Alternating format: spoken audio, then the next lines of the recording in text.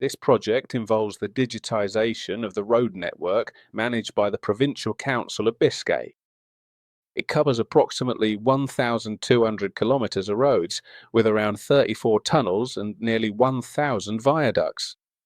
It is, of course, a multi-year project, and you could say it is the culmination of a path that Provincial Council of Biscay has been following over recent years. Since 2020, it began to take steps in the world of digitisation applied to roads. Little by little, it carried out pilot projects, then developed a BIM manual to be used in projects, construction works, and maintenance. And throughout this entire roadmap, so to speak, it has culminated in this work, which began in 2024 and in which we are now fully engaged. We are carrying out this contract through a joint venture made up of Gestirma, Technes, and Envy. Both Gestirma and Technes have been part of the TIPSA group since December 2023.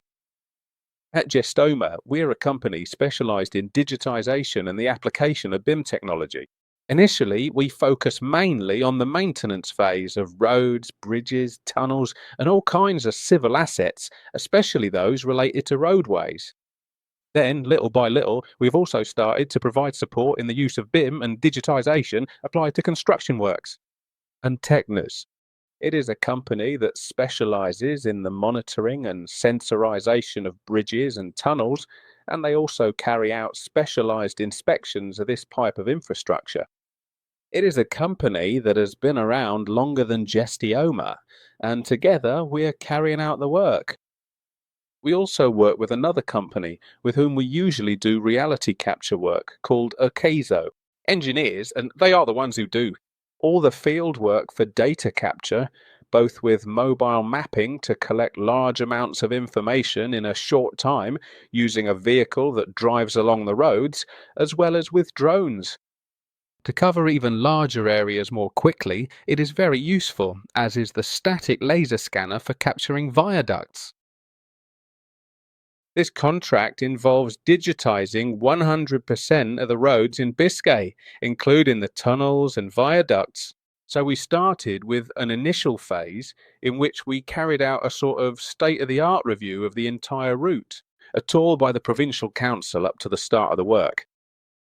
That resulted in a document where everything that had been done was known firsthand and the foundations were laid, and the schedule was even readjusted to carry out the rest of the work.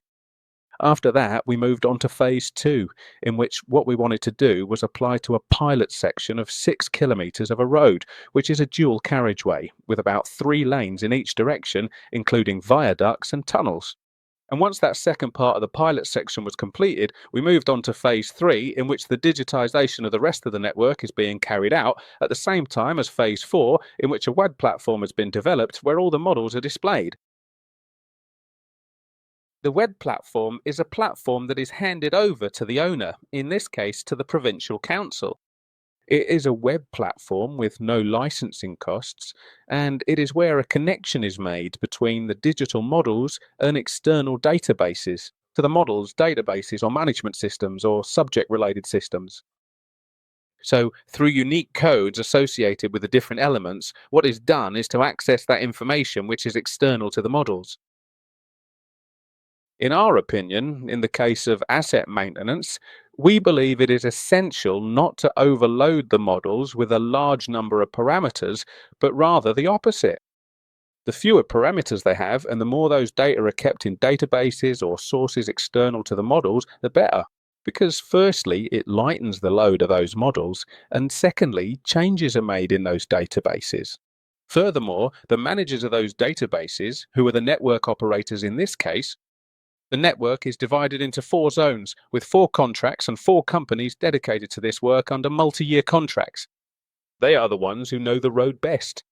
So there is a blend between the development of the model and these databases.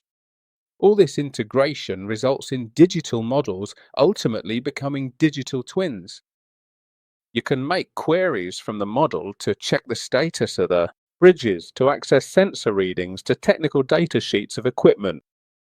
For example, you can access one of the products derived from mobile mapping capture, such as 360 images, which are very useful for assessing the condition of the road, even over the years.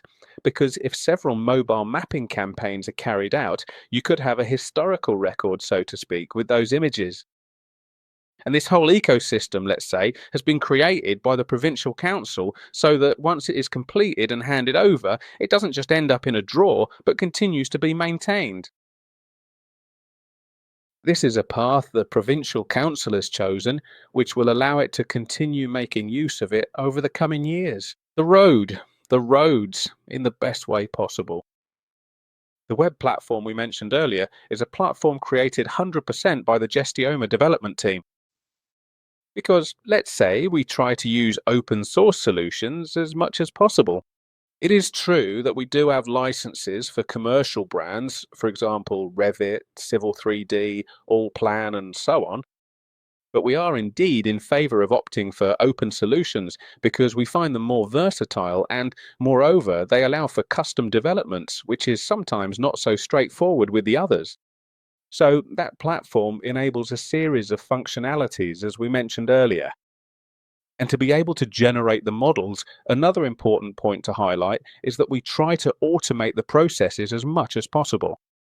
Since we have a source for massive information capture, such as mobile mapping captures and other types of point data, we have workflows that automate the process as much as possible. For example, if a guardrail in one of the barriers has a dent because a car has hit it, and if the capture is done after the accident has occurred, before it has been repaired, the digital twin, let's say, the 3D model of the guardrail, records that impact. It records, so to speak, the dent. In the end, well, in this case, which is quite anecdotal, what we do is correct it, because sooner or later it ends up being repaired. And another of the pillars of everything we're doing is the use of the IFC format. We also have great expertise in this format, both in versions 2.3 and 4, and now version 4.3. And we end up generating models that are IFCs. These IFCs are the ones that are integrated into the platform and connected with the different databases, functionalities, and so on. Throughout the development of the work, of the project, this very platform, our clients have made us change it.